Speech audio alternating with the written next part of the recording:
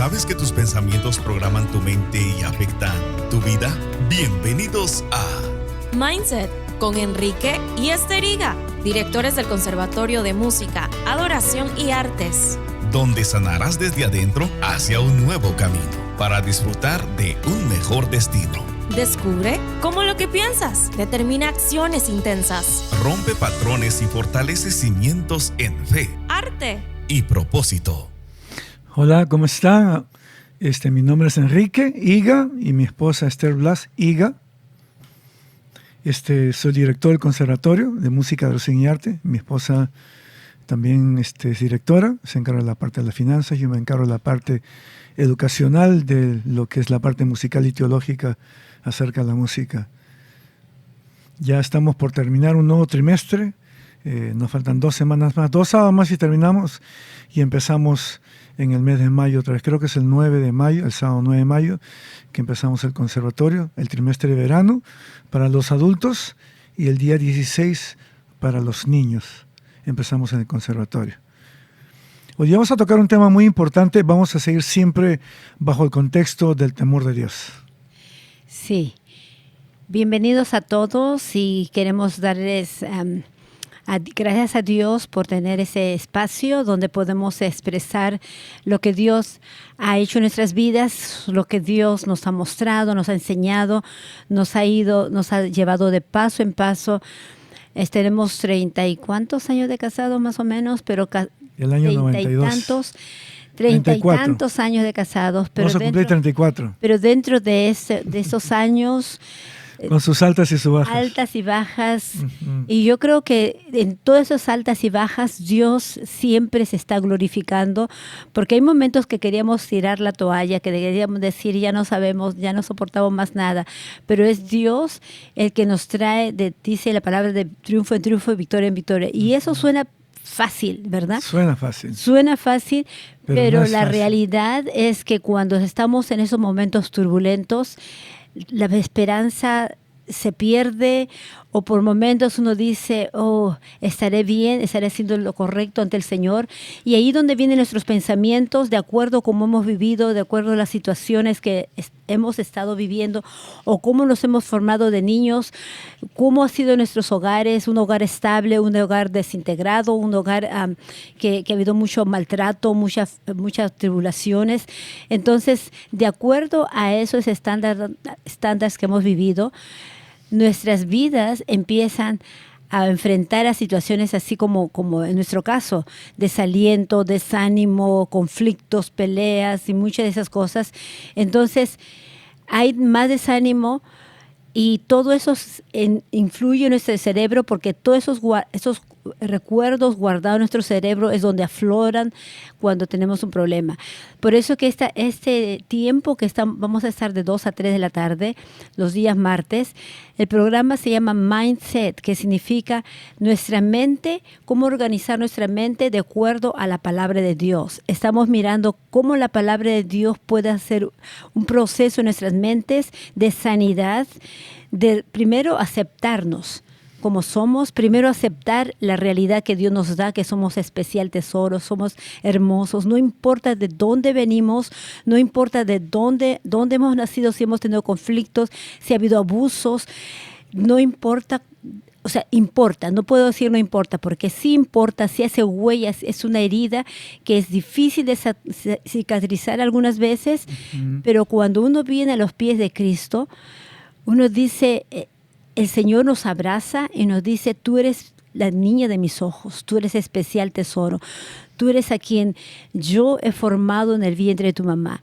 Y en mi caso, por ejemplo, Enrique, yo no sé si en tu caso, en mi caso yo decía, había momentos que yo decía, si Dios es real, ¿por qué permite que yo pase por esas situaciones?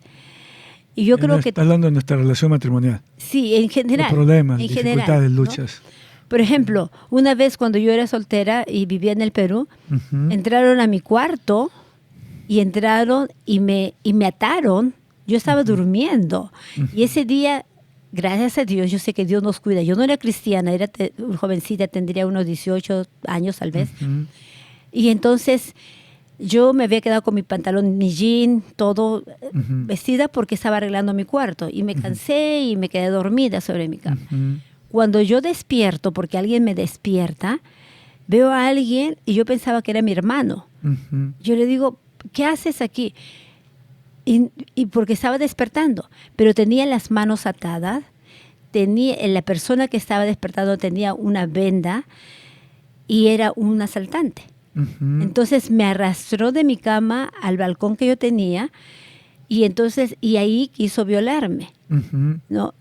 En mi mente algunas veces no me acuerdo de esas cosas, pero hay momentos que me viene a la memoria y fue un trauma tremendo para mí porque yo dije... Un temor, un trauma, ¿no? Sí, entonces yo empecé a gritar de tal forma porque a mí me dio un ataque de nervios. Empecé a gritar y con toda la fuerza que empecé a gritar y con todos los pataleos, el balcón tenía una puerta y una ventana muy grande de vidrio. Entonces esa fuerza hizo que el vidrio se rompiera o se rajara, pero hubo un fuerte ruido. Fuerte golpe. Y eso hizo que este asaltante se tirara, porque yo estaba en el segundo piso, se tirara del segundo piso.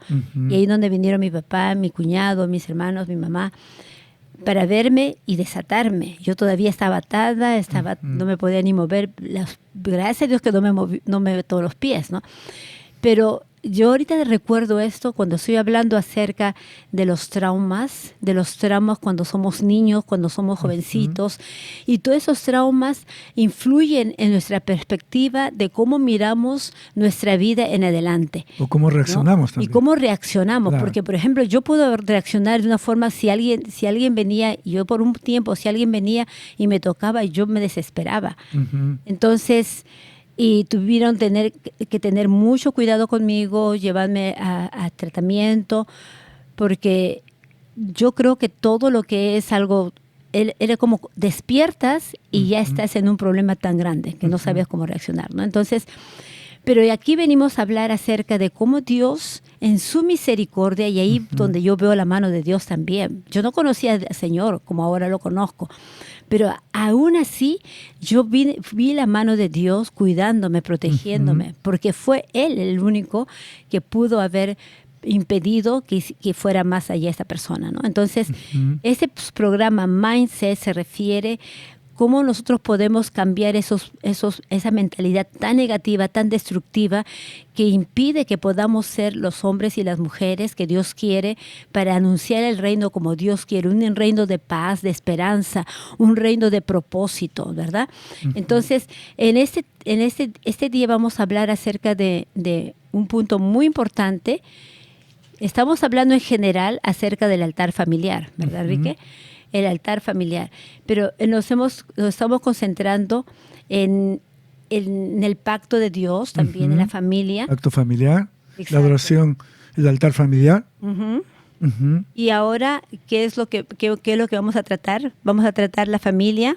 La adoración en comunidad y sus beneficios, ¿no? Exacto. Cuando habla de comunidad, está hablando de la familia. La primera comunidad es tu familia. La adoración. Y la iglesia es parte de esa comunidad. Exacto. O sea, la familia es parte de la comunidad de la iglesia, es parte del cuerpo de Cristo. Sí, la adoración. Entonces todo empieza en la familia. Que es una expresión espiritual, ¿verdad? ¿Cuáles son los beneficios? Los creyentes. Vamos a ver en este primer segmento, nos va a explicar Enrique en cuanto a lo que es la parte bíblica, qué cosa es esa relación, esa unidad, esa comunidad. Sabemos que Dios quiere que nosotros estemos juntos como creyentes, que nos reunamos para adorar a Dios. Entonces Enrique va a explicar un poquito más qué significa el temor a Dios, ¿verdad, Enrique? Cómo podemos adorar a Dios por medio del temor. Y en el segundo segmento vamos a seguir con los beneficios de toda esta comunidad. De la adoración en comunidad, sí. Es bien importante entender de que, inclusive siendo cristianos, yo entendía la palabra temor como miedo, que me causa ansiedad, que me causa incertidumbre, ¿no? Entonces muchas veces si no explicamos bien la palabra temor bajo el contexto bíblico, podemos seguir pensando que la palabra temor es incertidumbre, es miedo, es ansiedad. Pero no es así bajo el concepto bíblico. Bajo el concepto bíblico, la palabra temor dice que viene del latín timor, con i, no es temor sino timor dei, que es reconocer quién es Dios, temor de y reconocer quién es Dios. Y también del verbo yaré, que significa honrar, que viene del hebreo, yaré, honrar. Y también viene del sustantivo yirá, que significa que temor es adorar. Entonces, bajo el contexto bíblico, temor de Dios es adorar a Dios, es adoración a Dios. ¿Y por qué decimos que es adoración a Dios? Porque cuando sabemos que alguien nos ama, porque yo sé que Dios me ama antes de que yo lo ame a Él, porque Él mismo lo dice en su palabra, que nosotros lo amamos a Él porque Él nos amó primero. Entonces, el saber que yo soy amado por Dios, ¿no?, me da un temor de adoración, de ofender a Dios, ¿no? ¿Por qué? Porque yo lo quiero honrar. Entonces, al querer honrar a Dios y no ofenderlo, ese es el contexto de la palabra temor, bajo el contexto de adoración, ¿no? Efesios 5:21 declara de una manera muy importante, dice, someteos unos a otros en el temor de Dios. Ahora, la palabra someter también como que no nos gusta, ¿no? Como que nos suena, yo me tengo que poner bajo la planta de tus pies, dejar que tú me abuses o me hagas lo que quieras. Eso no es tampoco la palabra en el contexto bíblico. Someter, sí. Antes que vayas a ese punto, me estás hablando acerca de las diferencias de lo que es el temor a Dios y el temor que nosotros normalmente tenemos, que es parte normal. Es parte el temor normal. Nos ayuda a que podamos a reaccionar ante de una forma peligro. De peligro de una forma. Por ejemplo, en mi la caso, parte positiva. Por ejemplo, en mi caso, yo tuve temor, tanto temor que eso me ayudó a actuar de tal forma de que el Señor, esta persona se asustó y se fue, ¿no? Tú dijiste una palabra bien clave. Cuando esta persona que subió y quiso violarte dice que te agarró, ¿qué cosa? ¿Qué cosa te agarró? Un ataque de ¿qué? De nervios, ¿no? O sea, el ataque de nervios también es una reacción, ¿no?, natural al temor. Entonces es algo positivo. Cuando ese ataque de nervios es como una autodefensa, ¿correcto? Y claro, el temor es un autodefensa, el temor. Ahora, las reacciones dependen de cada persona. Claro. De cada persona, cómo enfrenta sus reacciones, cómo está. Ahora, cuando las reacciones, así uno lo puede mirar demasiado efusivo, demasiado grande, pero para ese momento es necesario. Tú estás hablando del temor de emociones, ¿verdad? Claro. Entonces, ese temor de emociones... El temor normal del mundo, ¿no? Exacto. Se podría decir. Ese temor de emociones es lo que es parte del ser humano como Dios nos creó para defendernos a nosotros mismos, ¿verdad? Cuando nos pasa un trauma, cuando alguien nos ofendió, cuando alguien nos hizo daño, causa un temor, un trauma en nosotros, que es normal, es natural. Entonces, es un temor... sigue. Perdón, esa partecita. Entonces son las emociones y eso es, como dices, es normal, es natural. Ahora, puede ser normal, natural cuando es parte de una defensa, ¿verdad? La autodefensa. Pero también puede ser dañino cuando eso no es sanado, porque puede crear ansiedad, puede crear depresión, puede crear un sentimiento de culpa, de terror y de no querer salir, y ahí es donde vienen todos los desórdenes que pueden crear en las personas, ¿verdad? Entonces, tiene que haber un balance. Y es ahí donde tú hablas acerca del temor a Dios, que el temor a Dios ya es una decisión. Yo decido temer a Dios porque el Señor es un Dios poderoso, creador de todas las cosas. Y porque sé que soy amado por Él. Y porque sé que soy amado. No amado. lo quiero ofender. Exacto. Ese es el temor de Dios. Y quiero agradarle. Quiero servirle. O sea, es enamorarse de alguien que sabe que o sea, el temor de Dios es eso lo que tú estás diciendo. Enamorarse de Dios, ¿no? Amarlo porque Él nos amó primero. Y entonces ahí donde vemos la diferencia. No es una emoción. Si estoy bien, es su naturaleza. Señor, o voy a la iglesia, o le doy lo que quiero darle. No, es un temor de acción, de gracias, de adorarle, de darle lo mejor de nosotros, porque sabemos que Él nos amó primero, nos ama, ¿verdad? Wow, eso es tremendo. Aquí en Efesios 5:21 hay dos palabras claves: sometimiento y temor. Ya hemos hablado ahorita del temor de Dios. Acá dice, someteos unos a otros en el temor de Dios. Acabamos de definir la palabra temor. Ahora vamos a hablar de la palabra someterse. Someterse significa someterse al dominio de Dios, someterse a la autoridad de Dios. Pero en la cultura popular, la palabra sumisión suena como a pérdida, como un ataque, como estar bajo los zapatos de alguien. O sea, es negativo. Pero someterse a la autoridad de Dios, a su amor, a su gracia, es positivo. Entonces, eso es lo que queremos aclarar ahora al pueblo de Dios, que la palabra sometimiento a Dios es por amor, es por su gracia. Pero sin embargo, nosotros muchas veces como cristianos traemos eso en nuestra mente, a pesar de que somos cristianos, de cuando hemos estado en el mundo, que la palabra sumisión suena como a pérdida. Dice, ¿por qué me voy a someter? Entonces, muchas veces nosotros actuamos a la defensiva porque ha habido un trauma en nuestras vidas en el pasado. Entonces, la palabra sumisión activa algo negativo que nos hace reaccionar de una manera negativa. Bien interesante, Enrique, lo que dices, porque sí es cierto. Inclusive las mujeres, nosotros como mujeres, nos cuesta poder someter al marido, no nos cuesta someternos como Dios lo manda. Nos cuesta someternos como el hombre lo ha desfigurado. Claro, la acción, claro, la palabra. acción. ¿Por qué lo ha desfigurado? Por el pecado. Claro. Hemos mirado ya en Génesis de principio, cuando Dios creó al hombre y la mujer, los creó en una armonía tremenda, de una comunión tremenda con el Señor, de poder hablar, de poder divertirse, de poder mirar la belleza. Pero el pecado fue que separó.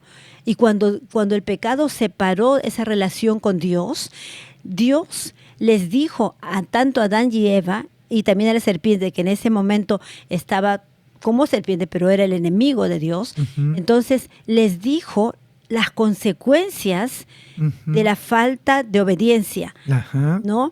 A la mujer le dijo, tú vas a dar a luz con mucho dolor, y tu deseo va a estar bajo tu marido. Wow, cuando yo leí esa parte cuando dijo, tu deseo va a estar bajo el marido, no es la voluntad de Dios, sino que Dios le estaba diciendo a la mujer que iba a haber momentos que todo se había desfigurado, porque ya cuando ellos se iban a ir al mundo, ya iba a ser de acuerdo a la voluntad de cada persona. Entonces le estaba diciendo, va a llegar un momento que el marido va a estar sobre ti, pero de una forma agresiva, de una forma que no es lo que Dios quiere en su plan. Yo creo que en la cultura popular, entonces, también la japonesa como la hispana, no sé en otra cultura, yo más me identifico con la hispana y con la japonesa. Hay una cultura de machismo, ¿correcto? Sí. Inclusive siendo cristianos. Sí. Y en la mujer hay una cultura de matriarcado, como una autodefensa ante el machismo. Pero déjeme terminar esta partecita. Y al hombre le dijo que él iba a trabajar con el sudor de su frente. Entonces, son cosas que Dios no lo quiso del principio, pero tristemente el hombre, me refiero a la humanidad, agarró esos puntos como parte de la vivencia del ser humano. Por eso es que ahí vemos el patriarcado desde muy temprano. ¿Qué pasaba con las mujeres? Las mujeres eran objetos, no tenían ni voz ni voto, pero no porque Dios lo quiso así. Claro, entonces, este patriarcado, el enemigo empezó a utilizar todas esas cosas porque sabemos que este mundo, el enemigo está haciendo lo que él quiere. Como león rugiente, ¿no? Sí, entonces, lo lindo es que cuando ya conocemos al Señor, ahí en Efesios, lo que acabas de leer en Efesios, dice, someteos unos a otros en el temor de Dios. ¿Y cuál es el temor de Dios? Adoración, jiré. Y entonces la palabra someteos ya no viene a ser ya como haz lo que tú quieras con la persona, moléstale a la persona, trátala mal a la persona. No, someteos significa únanse en el temor de Dios, claro, para servirlo, para amarle, para estar juntos. Entonces tú dijiste, únanse en el temor de Dios. Entonces hemos definido ya que la palabra temor, es un acto de adoración en el cual no queremos ofender a Dios. Entonces, cuando nosotros los hombres ofendemos a nuestras mujeres, estamos ofendiendo a Dios.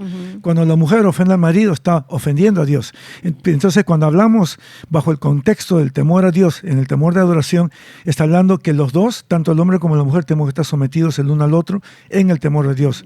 ¿Con qué propósito? Con el temor de no ofender a Dios. Ese es el contexto correcto. Y como estamos hablando acerca de la comunidad, inclusive ese versículo va más allá que solamente de la familia. Claro. Porque eso está hablando no solamente a los esposos, está hablando a los hijos todos, también. Pero también está hablando a todos nosotros. Como comunidad tenemos que someternos unos a otros. Y eso significa quitar las envidias que tenemos o que decimos, o toda contención. Esta persona, ¿por qué es más que yo? A esta persona, ¿por qué le dieron más otros privilegios que yo? No, eso es envidia. Eso es envidia que Dios no le agrada, es pecado ante Cualquier Dios. Cosa que ofenda a Dios. Es pecado ante Dios. por lo tanto, Él quiere que nosotros podamos disfrutar en comunidad y anhelar estar unidos y alegrarnos con los logros de las personas, sufrir con los sufrimientos de las personas también. Entonces, vamos a definirlo de esta manera. Entonces, la sumisión no es una pérdida. En la Biblia es adoración siguiendo el ejemplo de Cristo. Tanto el hombre como la mujer tenemos que seguir el ejemplo de Cristo. En el Nuevo Testamento, el verbo phobeo implica referenciar. Cuando el objeto de la reverencia es Dios, ¿qué significa? El temor se convierte en adoración. O sea, el temor es adoración. Someterse no es debilidad. Someterse a Dios no es debilidad. Es sabiduría espiritual. Es madurez. Como dice, bástate mi gracia en 2 Corintios 12:9. Bástate mi gracia porque mi poder se perfecciona en la debilidad. ¿Verdad? Cuando no hemos tenido problemas, cuando nos hemos peleado, por ejemplo, cuando nos hemos separado, un ejemplo, es cuando Dios nos ha hablado, ¿correcto? En ese momento, cuando hay una separación, es cuando uno comienza a evaluar si vale la pena o no vale la pena esa pelea o esa separación. En la separación muchas veces Dios nos habla individualmente. ¿Por qué nos habla individualmente? Porque es como un tiempo de meditación en el cual evaluamos cómo está caminando nuestra relación y en dónde estamos fallando. Entonces, cuando vivimos en el temor de Dios, hay respeto mutuo en el matrimonio, ¿correcto? Me encanta ese versículo bíblico que acabas de leer, porque dice, se perfecciona en mi debilidad, cuando estamos débiles. El poder de Dios se perfecciona en mi debilidad. Entonces, cuando somos débiles, es ahí donde Él se manifiesta y nos hace fuertes. Entonces, cuando una separación entre nosotros, cuando hemos tenido luchas en nuestro matrimonio, hemos estado débiles, ¿correcto? Hemos estado débiles en el espíritu, hemos estado débiles emocionalmente, hemos estado débiles mentalmente. Entonces es ahí cuando la gracia de Dios actuaba, porque su poder se manifiesta en nuestra debilidad. Entonces ahora, porque ya estamos adultos y miramos que las cosas de otra forma, ¿no? Pero yo sé que muchos tal vez van a escuchar personas más jóvenes o personas que están empezando a lidiar con todos esos problemas. Recordemos siempre esto. Cuando Dios permite, porque Él tiene control de todas las cosas. Dios permite. Pero cuando Dios permite que haya algo en el hogar o que haya algo en nuestras mentes o en nuestros caracteres o en nuestras vidas, es porque quiere decirnos algo y que nos quiere mejorar para una situación más importante de lo que estamos viviendo en ese momento. Entonces siempre recordemos esto: Dios no hace las cosas por hacerlas. Si estás pasando por un problema tan fuerte que no sabes cómo hacer, que ya quieres tirar la toalla y no sabes qué hacer, ya sea en tu matrimonio, ya sea en tu escuela, ya sea con tu enamorado, con tu novio, ya sea con quien sea, con tu hijo, con tu hija, quien sea que fuere, si estás pasando por una dificultad, habla con el Señor. Porque el Señor está permitiendo esa dificultad para cuando venga la mañana, cuando venga la madrugada, tú puedas mirar el propósito de Dios y saber para qué has sido creada en este mundo, ¿no? Y te va a fortalecer, porque dice el Señor, en tu debilidad, el Señor te va a fortalecer y se va a manifestar y se va a glorificar. Pero también tenemos que ser realistas, ¿no? Somos cristianos, pero también somos humanos, ¿no? Romanos 7:19 dice, porque no hago el bien que quiero, sino el mal que no quiero, eso hago. Y si hago lo que no quiero, ya no lo hago yo, sino el pecado que mora en mí. Qué interesante. O sea que cuando yo peco, ya no lo hago yo, sino el pecado que mora en nosotros, que heredamos de nuestro primer padre Adán. Y todo eso es, como tú acabas de decir, reconocer. Que yo cometí este error, reconocer para que el enemigo no siga agarrando ventaja y nos siga haciendo daño. Sí, dame 30 segundos. Dice que el primer principio en los alcohólicos anónimos es reconocer que eres alcohólico. Tú te paras y dices, hola, mi nombre es Enrique, soy alcohólico. Es reconocer de que soy alcohólico. Sí, entonces... Es reconocer que somos pecadores. Sí, eso es muy importante. Tal vez en el segundo segmento vamos a empezar con ese punto, ¿no? Y después vamos a ver los beneficios los beneficios de la adoración en comunidad. Hay un teléfono que ustedes pueden llamar, el 562-401-4070, que está en el aire, que para unas preguntas que ustedes quieran hacer en este segundo segmento. Y también el Conservatorio de Música, si ustedes llaman para el siguiente siguiente trimestre va a haber un descuento para aquellas personas que llaman y podamos tener sus nombres. ¿A qué teléfono? 323-804-1249 para que ustedes puedan llamarnos. Conservatorio de Música, No se Adoración y vayan, Artes. estamos de regreso. Regresamos en unos minutos. Nos vamos a comer. A comerciales.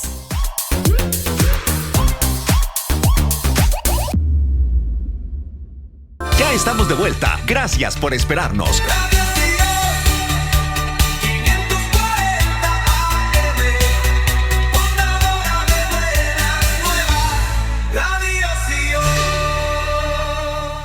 Hola, estamos de regreso en nuestro segundo segmento. Mi nombre es Enrique Higa, director del Conservatorio de Música, Adoración y Arte, y Esther Blasjiga, y estamos muy contentos de poder estar en este segmento que estamos tocando el tema del altar familiar, pero en esta oportunidad estamos mirando el punto principal, que es la adoración en comunidad y los beneficios que tenemos al adorar en comunidad, ¿verdad? Entonces estamos viendo que la adoración en comunidad es una expresión espiritual, donde cada uno de los creyentes nos reunimos para adorar a Dios todos juntos. Y no solamente es cantar o compartir fe, sino también es hablar, enseñarnos mutuamente y consolarnos mutuamente también, ¿verdad? Como en la presencia de Dios, como un cuerpo de Cristo. Ahora, en este momento creo que vas a continuar con esa parte de que estabas hablando acerca de lo que es... antes de eso, pueden llamarnos a los teléfonos que dice el aire 562-401-4070 si tienen alguna pregunta, y estamos muy contentos. Sería una pregunta del tema, porque queremos saber que si es el pregunta del tema sería muy interesante poder responderles o poder tener algún comentario, ¿verdad? En Tijuana es 664-414-8638 y la oficina es 562-401-4030. Y después del programa nos puede llamar también al Conservatorio de Música 323-804-1249, que si ustedes llaman y dicen, hemos escuchado en Radio Sion este programa de Mindset, y nos dicen el nombre del programa y el nombre del tema de hoy día, que les voy a decir, la adoración en comunidad y sus beneficios, van a recibir un descuento para ustedes empezar sus clases de música para el trimestre de verano, que empezamos en mayo 9, ¿verdad, Enrique? Hasta los agosto. adultos, sí. Entonces, llámenos, 323-804-1249. Solamente díganos cuál es el programa en Radio Sion y cuál es el tema que estamos tratando hoy día. Vamos a seguir hablando sobre el temor bajo el latín timor dei, que significa reconocer quién es Dios, volviendo a aclarar, repasando, y del verbo yaré, que significa honrar, y del sustantivo yirá, que significa temor, es adoración. Dice Romanos 7:19, porque no hago el bien que quiero, sino el mal que no quiero, eso hago. Qué interesante, porque aproximadamente entre 20 y 25 años después de que el apóstol Pablo recibió al Señor, dijo esto en Romanos 7:19. Y no solamente se quedó ahí, sino que en el 20 dice, y si hago lo que no quiero, ya no lo hago yo, sino el pecado que mora en mí. En Alcohólicos Anónimos, el primer requisito para sanar es reconocer que eres alcohólico. Tú te paras y dices, en mi caso, por ejemplo, hola, mi nombre es Enrique Higa y yo soy alcohólico. O sea que el primer paso para mi sanidad es reconocer de que soy alcohólico. El primer paso para nuestra sanidad es reconocer que somos pecadores. Es bien importante, bien importante. Y eso realmente es en todo, ¿no? En todo. Alcohólicos Anónimos tienen un programa de 12 pasos, pero yo diría que eso es en todas nuestras vidas. Por ejemplo, para poder... No es un ejemplo, nada más. Sí, exacto. Y me encanta que ellos lo tomen de esa forma porque, porque realmente para que nosotros podamos crecer, aprender, tenemos que reconocer que necesitamos saber, que necesitamos educarnos, ¿verdad? Para reconocer que Dios es nuestro Salvador, nuestro todo, el creador de todas las cosas, tenemos que reconocer que Él es el que creó todas las cosas, que Él es el que murió por nosotros en la cruz y que Él es el que nos da vida nueva, vida eterna. Yo siempre miré a los grandes héroes bíblicos porque siempre escuché cosas positivas de nuestros héroes, ¿no? Pero nunca escuché de nuestros héroes bíblicos el lado dark, como dicen, el lado oscuro, ¿no? El lado oscuro. Entonces, cuando yo ahora leo el lado oscuro de los grandes héroes de la Biblia, a mí me edifica más, porque ahora sí me puedo identificar con ellos. Por ejemplo, cuando nosotros herimos a otras personas, estamos entristeciendo a Dios, ¿no? Por ejemplo, David hirió el corazón de Dios. Hirió el corazón de Dios cuando él mandó a matar a Urías y cometió adulterio con Betsabé, ¿correcto? Él hirió el corazón de Dios. Y él lo mantuvo oculto por muchos años. Pero el profeta Natán lo confrontó y él se arrepintió. Entonces, una de las grandes cosas del rey David era de que cada vez que él cometió un error, él se arrepentía. Pero sin embargo, el rey Saúl cometió un error y no se arrepintió. Ahora, si comparamos carnalmente al rey David con el rey Saúl no cometió errores tan grandes como el rey David. Pero ¿por qué Saúl fue desechado? Simplemente porque no se arrepintió. ¿Y por qué David fue aceptado? Simplemente porque se arrepintió. Mira, ¿no? esa parte es bien interesante, Enrique, porque no se arrepintió y al no arrepentirse estaba negando. Dios lo desechó a Saúl. Pero mira lo que importante es esto. Si uno no se arrepiente sabiendo que ha cometido un error, o si no, así no estuviese consciente de ese error, pero si alguien le quiere hacer reconocer de ese error y no se arrepiente y sigue adelante haciendo lo mismo, entonces, ¿qué es lo que está haciendo? Está negando a Dios. Entonces, por eso que acabas de decir el ejemplo, recién se me viene a mi mente, digo, wow, qué tremendo. Saúl no se arrepintió. ¿Por qué Dios no tuvo? No es que Dios no tuvo misericordia, Dios siempre tiene misericordia, pero ¿por qué no le alcanzó a Saúl? No porque Dios no quiso, no se arrepintió, sino porque simplemente al no arrepentirse estaba negando. O sea, no reconoció. Estaba negando la existencia de Dios, el propósito, estaba negando a Dios completamente. Y vemos que en el Nuevo Testamento dice, cuando Jesús dice, todo pecado Dios va a perdonar, excepto, ¿cuál dice? La blasfemia contra el Espíritu Santo. ¿Y cuál es la blasfemia? ¿Y qué significa blasfemar contra el Espíritu Santo? Significa negar que el Espíritu Santo no es real, no es una persona, negar la existencia de él. Entonces, por eso vemos a un Saúl que vivió como vivió, que quedó como quedó, porque no se arrepintió, porque había negado la existencia de Dios. Pero David no. Acabas de decir, David sí se arrepintió y eso lo podemos comprobar en tantos salmos que... Y justo empezamos el programa diciendo que en los Alcohólicos Anónimos el primer requisito para empezar tu sanidad es reconocer que eres alcohólico. Ese mismo principio lo hizo David, pero sin embargo no lo hizo Saúl. O sea, él nunca reconoció. Por eso que fue desechado como rey. El gran Pedro negó a Jesús 3 veces. Y 3 veces Jesús le dijo, Pedro, ¿me amas? O sea, 3 veces lo negó y 3 oportunidades Jesús le dio para que Pedro fuera restaurado. Y Pedro fue restaurado. Después también, muchas veces nosotros también como humanos reaccionamos mal. Somos cristianos, pero seguimos siendo humanos. También reaccionamos mal. Pero si seguimos el ejemplo de Pedro que se arrepintió, y si seguimos el ejemplo de David y nos arrepentimos, Dios nos va a perdonar. Es importantísimo entender eso. Y perdón, quiero extender un poquitito más, porque uno dice, Dios nos va a perdonar si nosotros reconocemos nuestro error, nuestro pecado, ¿no? Pero sabes también, si nosotros reconocemos también y nos perdonamos también, porque Dios nos va a perdonar, claro. Pero si nosotros no nos perdonamos, no vamos a alcanzar el perdón de Dios. Y muchas veces estamos caminando en este mundo abatidos, decaídos, porque no aprendemos a perdonarnos. Dios ya nos perdona, pero no hemos aprendido a decir, Señor, me perdono también por esa situación. Ahí donde entra la palabra, dice que amar a nuestro prójimo como a qué? Como a uno mismo. Entonces, si yo puedo amar a mi prójimo, también puedo amarme a mí mismo, perdonándome a mí mismo. O sea que, mejor dicho, si no nos hemos perdonado, es porque realmente no hemos aceptado la gracia y el amor de Dios, ¿no? Vendría a ser al revés, Enrique. Al revés, ¿no? O explícalo tú mejor. A ver tiene que ser al revés, porque tú dijiste, si amo a mi prójimo, ¿cómo no me voy a amar a mí mismo? Dios lo dice. Tengo que amarme a mí mismo antes de amar a mi prójimo. Tengo que amarme a mí mismo, tengo que aceptarme a mí mismo tengo que perdonarme a mí mismo, porque eso, al perdonarme, al aceptarme, al amarme, va a hacer que Dios, su amor, pueda distribuirse a través de nosotros a otras personas. ¿Nos cuesta amar a las personas? Sí, nos cuesta amar a las personas, porque algunas veces chocan también con algunos problemas o algunas experiencias que hemos tenido, ¿verdad?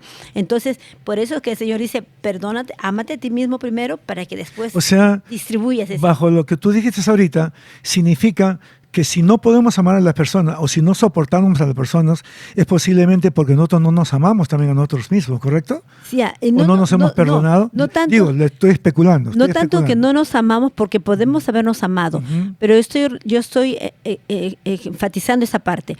Si no perdonamos a una persona, recuerda que tenemos en nuestra mente muchos recuerdos, muchas cosas. Probablemente esa actitud de esa persona levanta en nuestro recuerdo una actitud que hicieron contra nosotros o que nosotros salga a flote hizo daño. Entonces, nos va a costar perdonar a esa persona porque probablemente salga a flote algo que yo he estado lidiando con algo.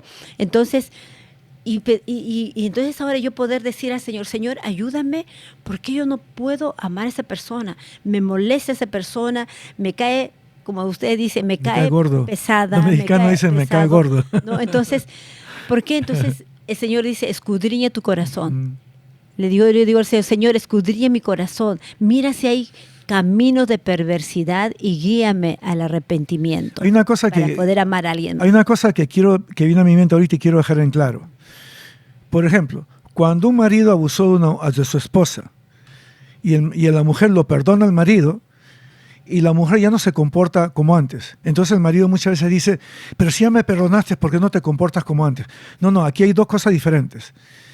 Tú puedes perdonar a tu marido, pero la otra parte es recuperar la confianza, ¿correcto? O sea, ya fallaste, ahora tienes que recuperar la confianza de tu esposa para que ella te vuelva a amar o respetar. O sea, son dos cosas diferentes, la confianza y el respeto, son dos cosas diferentes. Y eso es algo muy importante. Eso toma tiempo. Porque uno puede perdonar. Claro. Algunas veces uno dice, pero tienes que perdonar porque Dios lo manda. Sí, uno puede perdonar y decir, pero la restauración de una amistad toma tiempo. La restauración si tú has tenido, por ejemplo, a un amigo o amiga o alguien tan íntimo y tú has podido tener tiempo de contarle cosas y hablarle cosas y de repente pasa una situación delicada, difícil, tú puedes perdonar. Tú puedes decir, yo no guardo esto ya en mi corazón, porque Dios no quiere que guardemos en nuestro corazón para que no nos haga daño. Pero el restaurar la relación toma un tiempo y cuesta, a menos que las dos partes empiecen a trabajar para restaurarla. Claro, eso toma tiempo. Por supuesto, si las dos partes no comienzan a trabajar, simplemente se queda rota, pero no quiere decir que está mal, porque cada uno tiene su propia vida y su propia responsabilidad ante Dios, ¿verdad? O sea, mejor dicho, vamos a hablar entre los dos. Yo ya te perdoné, ahora. Pero restaurar nuestra relación va a tomar tiempo, ¿correcto? La confianza, eso toma tiempo. Yeah. O sea, el perdón es ahora, pero restaurar la relación, la confianza toma tiempo. Exacto. Esa es otra cosa. Y ahora también es importante esto. Acabas de decir algo, toma tiempo en restaurar algo, ¿verdad? Claro. Ahora, cuando tú restauras algo, por ejemplo, se rompe esta mesa, cuando tú quieres restaurarla, tienes que tomar el tiempo, pero tienes que actuar. Claro. No puedes decir, ok, voy a tomar el tiempo, me siento que el tiempo que lo restaure. No, el tiempo no lo restaura. Tienes que actuar, tienes que unir las cosas, poner pegamento, lo que quieras. O sea, no tirarlo debajo de la alfombra. Entonces, en una relación es lo mismo. En una relación tú dices, el tiempo lo va a restaurar. Es mentira, el tiempo no restaura nada. Quien restaura es Dios primero, usando la vida de cada persona, si las personas están dispuestas a ser restauradas, ¿verdad? O sea, y porque estamos hablando de la comunidad. Claro, entonces, en la comunidad hay muchas personas dañadas, y muchas personas dañadas no solamente en la iglesia, sino hacia afuera también. Claro, y vienen a la iglesia y venimos todos dañados, entonces y actuamos y entre nosotros hasta podemos sentirnos que nos están haciendo daño, pero no es porque nos estamos haciendo daño, sino simplemente porque necesitamos ser sanados. Sí, hay una cosa muy importante, ¿no? Cuando, así como David hirió el corazón de Dios, nosotros también herimos, nosotros también fallamos. Y cuando tenemos traumas del pasado y alguien aprieta ese botón, muchas veces reaccionamos mal, ¿no? Pero el temor de Dios nos recuerda que no vivimos para defender nuestro ego. Cuando adoramos en el temor de Dios, no hay ego que defender, sino solamente para honrar su nombre. Cuando vivimos en el temor de Dios, que es el temor de adoración, hay respeto mutuo, hay perdón, hay sanidad, hay restauración. ¿Correcto, Esther? Sí, estamos mirando acerca de una adoración. Primero, para poder tener una adoración familiar, un altar familiar, tenemos que mirar primero nuestra adoración individual. Cuando vivimos en reverencia a Dios, nosotros somos rescatados. ¿Por quién? Por Jesucristo que murió en la cruz, ¿verdad? Somos librados. Somos rescatados del orgullo, ¿no? Sí, somos librados del pecado también. Nos libramos de los pecados que hemos hecho, porque el Señor dice, hecho al fondo del mar todas nuestras rebeliones y nunca más se acordará y también nos libera de la depresión espiritual. También, de todo ese tipo de situaciones. Somos transformados. Dice el Señor que nos transforma de gloria en gloria. Y tú pusiste ahí en 2 Corintios Somos transformados 3:18, de gloria en ¿no? gloria, como por el Espíritu de Dios. Exacto. Dice, por tanto, nosotros todos, mirando a cara descubierta, como un espejo, la gloria del Señor, dice, somos transformados de gloria en gloria en la misma imagen. Mira cómo termina, como por el Espíritu del Señor. O sea, el Espíritu del Señor son uno. Sí, entonces el Espíritu Santo y el Señor son uno. Sí. Cristo son uno. Entonces, esa es la adoración individual. Cada uno es responsable de ser ese adorador que Dios está buscando. Dice, Dios está buscando verdaderos adoradores que le adoren en espíritu y en verdad, ¿verdad? Entonces, cada uno de nosotros somos responsables de reverenciar, individualmente, de adorar a Dios individualmente. Pero también somos responsables de adorar en familia. En familia. Y ahí es donde hablamos acerca del altar familiar, ¿no? Y eso es cuando vivimos en el temor de Dios. El temor de Dios. Cuando vivimos en el temor de Dios, ¿esa adoración? Podemos adorar familiarmente, y hay 4 pasos. Hay respeto mutuo dentro de los miembros de la familia, ¿verdad? Hay perdón el uno al otro. O sea, yo he mirado casos. Porque en la familia nos herimos. Sí, he mirado en las. Sí, ¿ya? Nos herimos, a veces nos insultamos. Por ejemplo, decimos cosas cuando estamos enojados y hay perdón. Por ejemplo, estaba mirando una serie, me encanta porque a mí me encanta. Mis últimos años yo he trabajado muchísimo con los autistas, niños autistas, y para a mí me fascina porque aprendí muchísimo de cómo entregarse sin esperar nada. Cambio, ¿no? Entonces, pero en ese momento, en esa serie, que lo que viene a mi mente es, este papá aborrecía a su hijo autista, que tenía apenas 4 años. No sabía cómo tratar con él. Lo aborrecía. Llegó un momento cuando el hijo de 7 años, 8 años falleció, llegó a decirle, que él estaba en el hospital, todo el hijo, tú no eres mi hijo, tú mataste a tu hermano, a mi hijo. Yo decía, wow, ese niño de 4 años, todo el trauma, él llegó a ser doctor, ¿verdad? Pero todo ese trauma se le venía a su mente. Entonces, pero hay perdón cuando es la adoración familiar, ¿verdad? Cuando vivimos el temor de Dios. Luego hay sanidad. Cuando hay perdón, hay sanidad, lo que pusiste, ¿verdad? ¿Y cuál es el último? Hay sanidad, hay restauración. Hay restauración. Pero a mí lo que me impacta aquí, que me impacta mucho, cuando estamos hablando de Efesios 5, acerca del matrimonio, aquí dice, hay respeto mutuo. Y en Efesios, cuando habla acerca del matrimonio, está hablando, dice, sujetaos unos a otros en el temor de Dios. Está hablando al marido y la mujer, diciendo, marido y mujer, sujétense en el temor de Dios. Es mutuo. Y eso es lo que dice aquí. Hay respeto mutuo del uno al otro. Porque el respeto, el darse honor el uno al otro, gira de 2 vías. Yo siempre muchas veces escuché una vez unos hermanos que le dijeron al pastor, pastor, es que usted nos da muchos problemas y nosotros no la amamos porque usted no nos ama. Y yo agarré después de escuchar eso y les pregunté y les digo, hermanos, les digo, pero el amor no es de 2 vías. No significa que usted tiene que amar a su pastor para demandar amor de parte de él. No significa que yo tengo que amar a mi esposa para demandar amor de parte de ella. O sea que el amor gira de 2 vías. El honor gira de 2 vías. El respeto gira de 2 vías. Entonces, ahora vamos a mirar cuál es el beneficio de esa adoración en comunidad, porque estamos hablando de una adoración en comunidad. Ya hemos hablado de la adoración personal, de la adoración en familia, nuestro altar familiar, ahora de la adoración en comunidad. ¿Qué beneficios tenemos en esa adoración? Aquí hay una cosa muy importante cuando está hablando, se me pasó Salmo 103:3, donde él dice, Él es quien perdona todas tus iniquidades, el que sana todas tus dolencias. Ok, ok. Entonces, Se me pasó ese ya no hay versículo más, bíblico. entonces ya no más, ya no me cortas más. Ok. Entonces, los beneficios, para no confundir a las personas, ¿verdad? Tú desarrollas. Los beneficios es una unidad espiritual. Unidad Empezamos espiritual. a unirnos espiritualmente, ¿no? Cuando adoramos juntos, se fortalece el cuerpo de Cristo, ¿no? Entonces, se derriban barreras personales. Ya no hay ese egoísmo. No, Claro. yo tengo que hacer esto. No, empezamos a orar juntos. Se construye una identidad como familia espiritual. Mira qué hermoso, ¿no? Y en Salmo 131:1 dice, mirad cuán bueno y delicioso es habitar Ajá. los hermanos juntos en armonía. El segundo beneficio es edificación mutua. Edificación mutua. Nos edificamos mutuamente y cada persona es fortalecida al escuchar, al cantar, al compartir con otros, ¿no?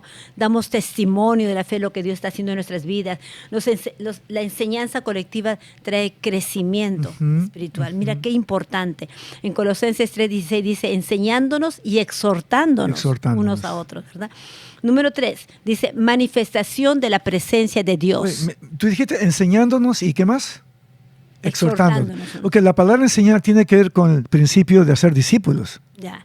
Cuando tú haces discípulos, estás enseñando. O sea, mejor dicho, hacer discípulos, ¿no? Hacer discípulos. Entonces, todas esas cositas son otros puntos, pero ahorita estamos hablando de la comunidad. Pero me llamó la beneficios. atención esas dos palabras. Apúntalo para que no te olvides. Sí, apúntalo. Para que no te olvides, pues eso está muy importante. Pero para no confundirnos. Entonces, el tercer punto es manifestación de la presencia de Dios, ¿verdad? Cuando nos unimos, dice el Señor, dice, No hay dos o más reunidos en su nombre. ¿Quién está? El Señor está ahí Y presente. también cuando dice Amós 3:3, dice, ¿cómo podrán andar dos juntos si no estuvieran de acuerdo? O sea, significa que cuando una familia está junto y está de acuerdo, se manifiesta la presencia de Dios. Se experimenta su gloria. Se experimenta su gloria. De manera muy especial. Amén. Y ahí dice, hay mayor sensibilidad no espiritual. Y no es fácil, ¿eh? Y no es fácil implementarlo. Ninguno de esos puntos Pero es son fácil. principios importantes si lo queremos, si queremos mejorar. Ninguno de estos puntos realmente son fáciles. Pero cada persona tiene la autoridad en el Señor de poder caminar y practicarlas. Pero eso depende de cada persona. O sea, es tu voluntad. Ujú. Y es la voluntad, o sea, no es fácil, pero es tu voluntad que como cristianos tenemos que aprender a usarla, ¿verdad? Entonces, el cuarto dice, fortalece la fe y el ánimo. En comunidad la fe se contagia. Si yo veo que alguien tiene fe, yo estoy detrás. Contagia. Y sí, contagia. El cansado recibe ánimo. O La alabanza contagia. el débil encuentra fuerza. Cuando alguien está débil, cuando yo me acuerdo que hay unas hermanitas que están tristes, yo voy y le doy un abrazo, las hermanitas sonríen. Entonces se contagia. Contagiémonos unos a otros ese amor y ese gozo del Señor, ¿no? Y el 5 es formación de generaciones. Eso me encanta. Porque lo que tú estás dando en tu comunidad de fe, en tu comunidad cristiana, estás reforzando a esos niños que hay un ambiente de amor, de gozo. Y esa adoración comunitaria transmite fe a tus hijos, transmite fe a las nuevas generaciones. Tú tocas un punto bien importantísimo, niños. Los niños son como esponjas, ¿correcto? Entonces, lo que hemos estado hablando ahora acerca de lo que es temor, es bien importante darle el ejemplo a los niños y explicarles qué es lo que es la palabra temor bajo el concepto de adoración de Dios, para que cuando ellos escuchan la palabra temor bajo el concepto del mundo, no tengan el temor del mundo. Ahí donde viene, porque es el punto principal, el altar familiar. El altar familiar. Y en el altar Se familiar explica todo eso. podemos explicar esos términos de acuerdo al Claro. vocabulario. Claro. ¿Verdad? Ahora, hay una aplicación práctica en esto. Establecer un tiempo de adoración familiar. Ya lo hemos dicho, ¿verdad? Que la importancia de establecer un tiempo, unos 10, 15 minutos, que podamos estar juntos para orar, juntos con sus familias, con sus hijos, ¿no? Y también en la congregación. Un tiempo. Me acuerdo que estamos en una congregación donde el pastor una vez al mes por lo menos nos une a todos para orar, ¿no? y ayunar. Participar activamente, no solamente asistir, ok, sí estoy aquí todos los domingos, no, participemos.